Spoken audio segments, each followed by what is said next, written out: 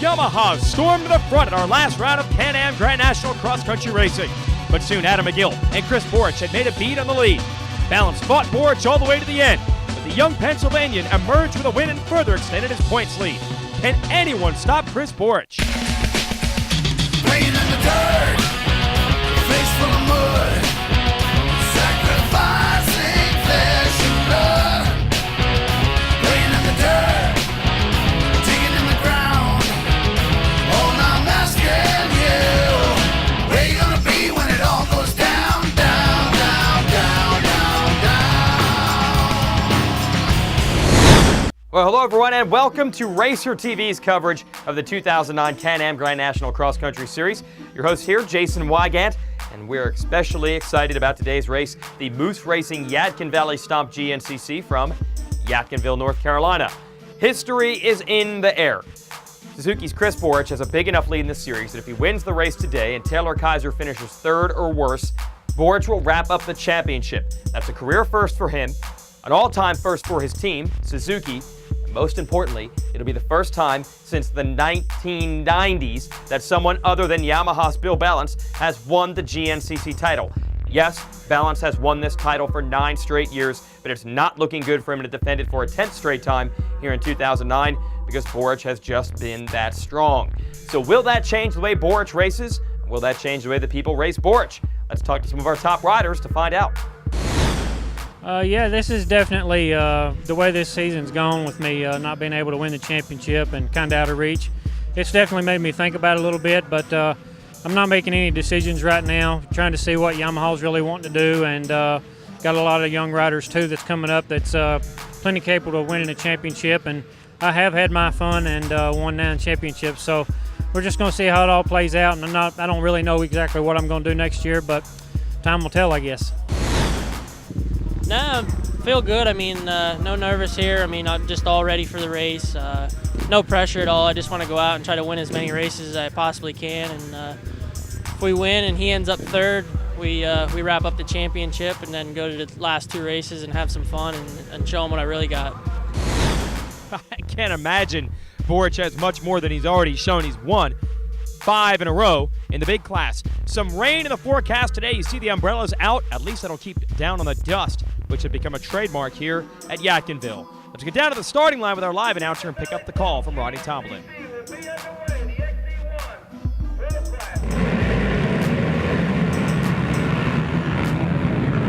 Drag race is on, and it looks like Balance is going to grab the whole shot, and $250 courtesy of MotorcycleUSA.com.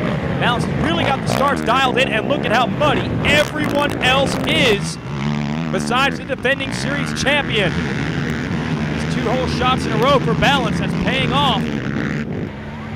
Into the woods, see all those shiny spots. It's like riding on ice, basically, when it's muddy like this. And you hear how gentle they are with the throttle in these corners. There's Gill, Borich, Summers, and Kaiser. So the usual suspects are up front early on here in North Carolina. William Yoakley goes by in the National Guard Polaris. Also on the lookout for Brian Cook, who is a North Carolina native who has won our previous race in North Carolina a couple of months ago. Right now, Balance on a perfectly clean number 1 Yamaha, leading McGill, leading Borich. Fans out here in the woods cheering the guys on. Some flash bulbs going off as well. Never as far for civilization in the woods at a GNCC as you would think. There you hear the fans. They are loving this. McGill trying to stay close but also stay out of that roof zone. There's Borich back there in third, and Summers a 4-man breakaway. Kaiser trying to stay close, and it's one of the tighter tracks. Once you get off that main line, as you can see, it's thick brush. You really know where to go. Check out this section. We're rolling up on the creek jump, and a lot of fans gathered here. Balance over the water. McGill and Borich able to follow suit, and they don't care if it's raining down here. There are hardy fans in the woods of North Carolina. They like watching it. You can see on the left side, there is a line to go around the jump. I don't think the jump is too tough. In years past, we had riders breaking frames and suspension components landing on that thing, but it's not that difficult today. Now to the high-speed stuff. The fields gives an idea of the versatility you need to win one of these. Balance going to go to the pits on lap 1. for new goggles, and McGill is not. McGill is gone. There's Borch pulling into the Suzuki pit on the right, so that's going to put McGill, Summers, and now Kaiser 1, 2, 3. Balance and Ackerman coming through next. And what the heck's taking so long there in the Suzuki pits? Borch lost a lot of time with that goggle stop. And again, in our last race, McGill gambled with his fuel situation. It shuffled him to the front of the race early and left him behind at the end. We'll see whose strategy pays off. We'll be right back.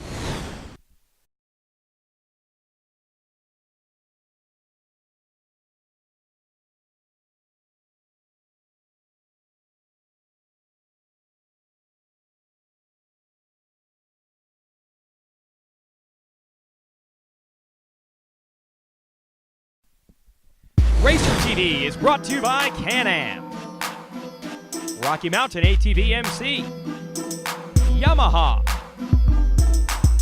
and Honda Generators, the official generator of Racer TV. Back to the action here. Adam McGill out front. Woo! Getting up on two wheels as he leads Brandon Summers. Now these two guys got the lead because they did not stop for goggles at the end of lap 1. The rest of these riders, like Bill Balance here, did. So the question is, what is the vision situation for our leaders? And how icy it is. Everybody just turning the bars and pushing right into that berm as we see the field go by. So far it looks good for McGill, but he has been in this position time and time again this year and has still been denied victory. And Summers looks awfully cagey back there in the number 2 position. And Kaiser, who's second in the points, Balance, Donnie Ackerman, and it's Borch, Bithel, and Sturdivant on a pair of Can-Ams, and then a couple of Yamahas. You got Dickens, Gallagher, and McClure, all right there trying to stay inside the top 10. Right now it's all about the KTM up front, and McGill putting the hammer down, and Brandon Summers on the Yamaha trying to stay with him. Looks like they pulled away a bit from Kaiser and the rest.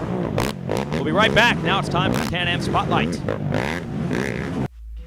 For 2010, we bring an industry-exclusive, industry-first product to our Renegade 800R XXC, and that's a half-inch diameter front sway bar.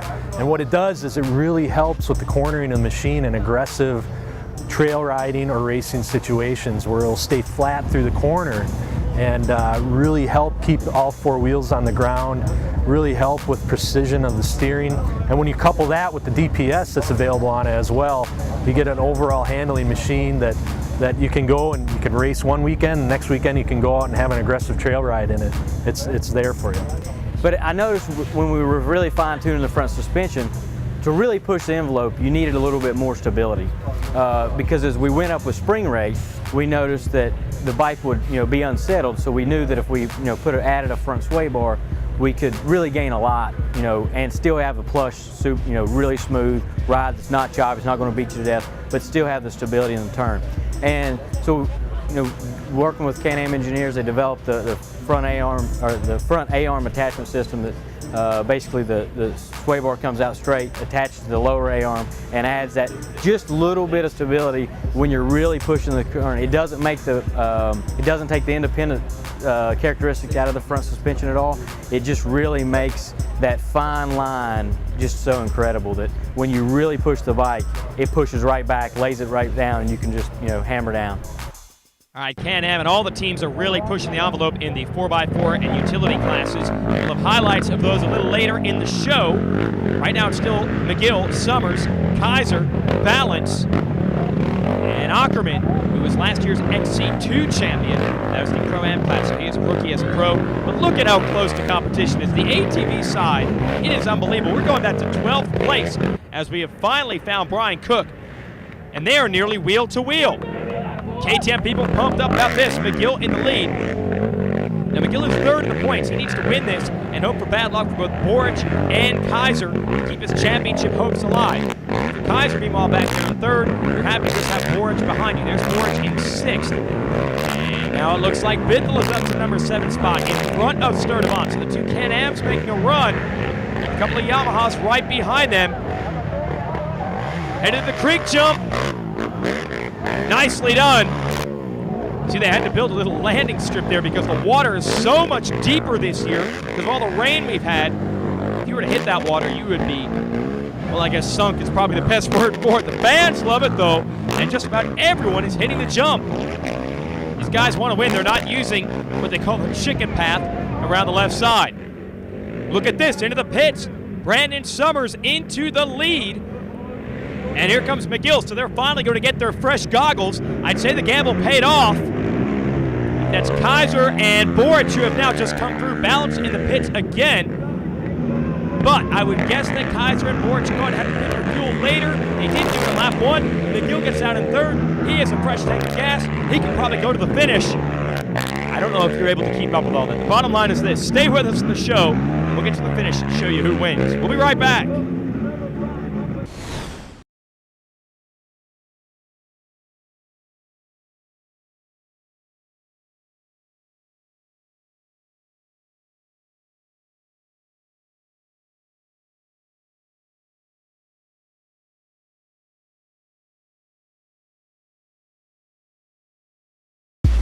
Racer TV is brought to you by Can-Am, Rocky Mountain ATV MC, Yamaha, and Honda Generators, the official generator of Racer TV.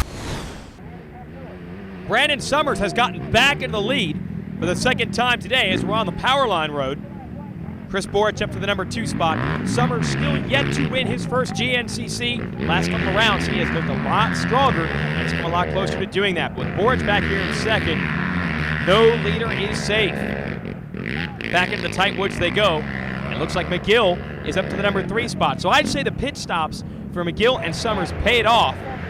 They should be able to go all the way to the finish now on fuel. Not sure about Boric. Man, look at how slippery this corner has become now as it is roll on the throttle. McGill 3rd, Boric 2nd, Summers in the lead. Pill Balance is going to have to pick up the pace. He's lost a lot of time with 2 pit stops where everyone else has taken 1. And we'll see if that gamble pays off.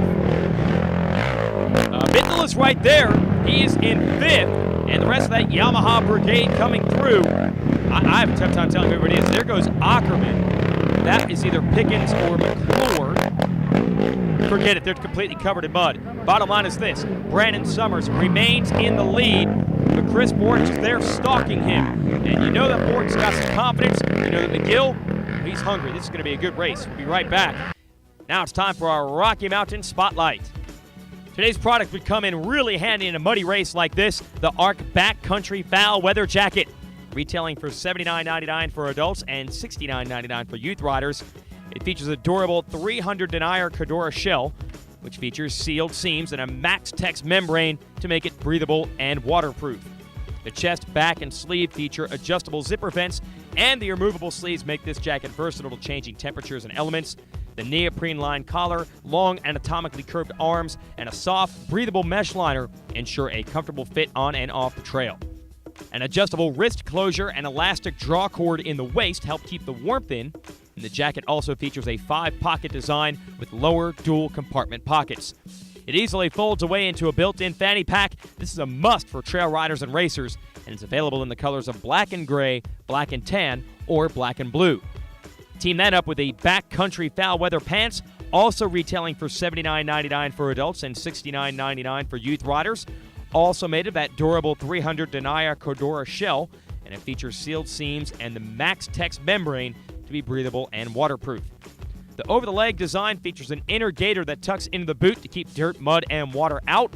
The full-grain waterproof leather inner-lower legs feature an imprinted logo that won't melt and assures durability. The pant comes complete with a belt, a flap-covered zippered cargo pocket, hip pads, and a comfortable mesh liner, and is also available in the black and gray, black and tan, and black and blue color combination. And we've got the ARC Backcountry Gloves, retailing for $24.99. It's one of the most comfortable and durable cold weather gloves ever built, featuring a Hipora waterproof membrane to keep your hands dry and a Bemberg fleece lining on the inside for extra warmth and comfort.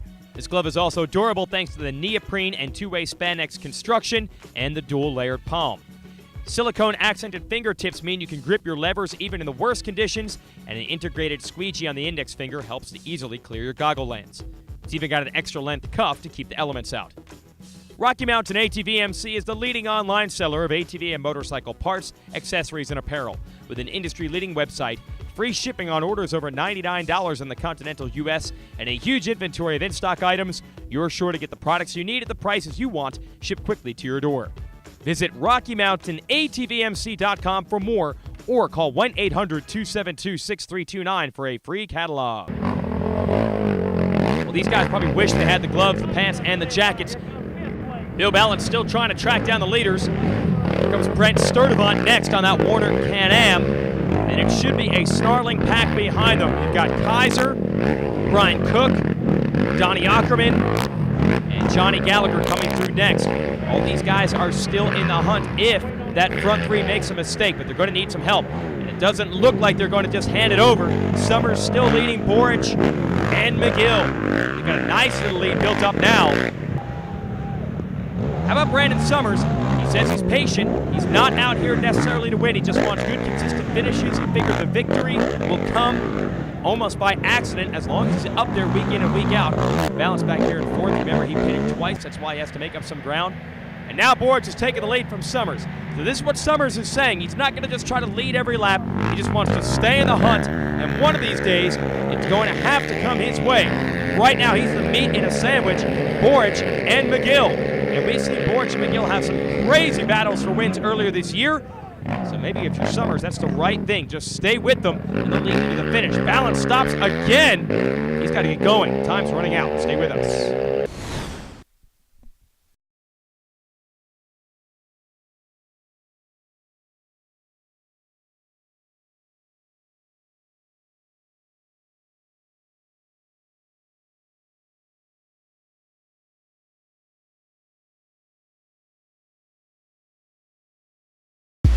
Racer TV is brought to you by Can-Am, Rocky Mountain ATV MC, Yamaha, and Honda Generators, the official generator of Racer TV.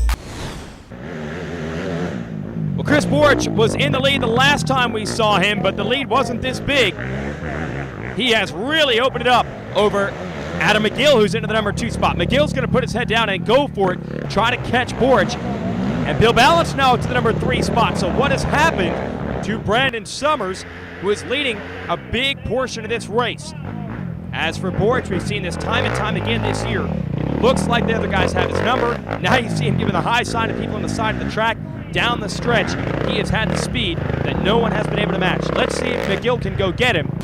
The first highlights of our morning race today. A little bit better weather conditions. It hadn't rained quite so much, although the 4x4 machines probably wouldn't mind. Big battle brewing here in open 4x4. Scott Kilby is making a late season push to the championship. He gets the whole shot in the early lead, while his rival, Brian Buchanan, who is working his way back from a broken leg, is mired back in the pack. Pretty impressive what these big machines are able to do out in the open stuff with over 800 cc's of horsepower. Now a little history in the making in the women's class. Angel Atwell going to lead them into the first turn. She backs off to let her niece, Kristen Atwell, take the lead. If you're Angel Atwell, though, second is okay. If she finishes in the top 3 today, she will clinch the GNCC Women's Class Championship for the first time in her career. So be careful, don't run into Kristen and just try to put it on the podium, and Angel will be a champ. As for Kilby, he would not be denied. He won at Unadilla in a dramatic battle with Buchanan and Darrell Rath, and he would win again today in Yadkinville. He was not messing around. Competition from riders like Zach Zukowski, Buchanan, Darrell Rath, and the rest. Really deep field of contenders in open 4x4, but Kilby was on a roll today. About halfway through the race, Kristen Atwell pulled away from Angel Atwell and was en route to her first ever overall win. And if you're Angel, that's fine. You'll take second on this day to land the championship. As for Tracy Checo, the former women's class champ, she got tangled on a vine and stuck. More bad luck for her. So Kilby goes on to win open 4x4. Buchanan doing what he can to try to keep his championship hopes alive would finish second. Remember, this guy was in a leg cast for 16 weeks over the summer. He's fighting his way back. At the end, Kristen Atwell is going to win the overall and the women's class, but Angel Atwell is going to finish second. Reason to celebrate for both. Angel Atwell, your 2009 women's class champion. Well, there's history there with Atwell finally toppling Checo in the championship race, and Chris Borich going to try to do the same today. If he wins this race, he'll be GNCC champion for the first time ever.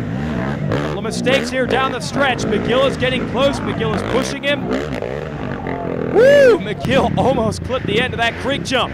So Ken McGill up and Borich. And if you're Borich, you don't have to win this one.